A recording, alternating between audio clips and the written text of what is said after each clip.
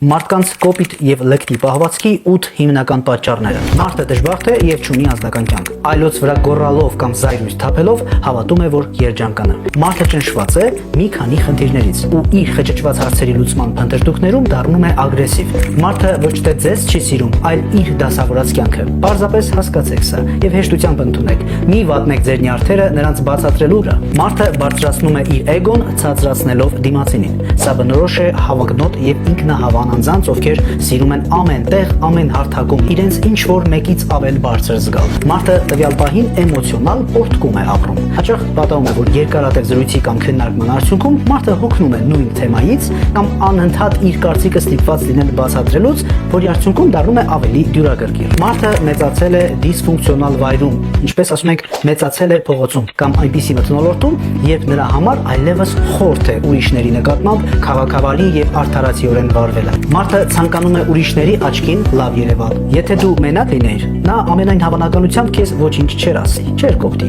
Իսկ որ մենակ չեք, ապա կրկին փոքրոքյության դրսևորումներից է։ Մարդը կոմպլեքսավորված է։ Անլիարժեքության բարդույթ ունեցող մարդկանց մեծամասնությունը ամենատարբեր զրույցներում ինչ որ չափով առանձնանում է շրջապատի համար անհանգստացնող վարկով։ Հիշեք, սիրելիներս, եթե մարդը երջանիկ է, ապա ոչ ոքի չի վիրավորի եւ ոչ մի վիրավորանք չի ազդի նաեւ նրա վրա։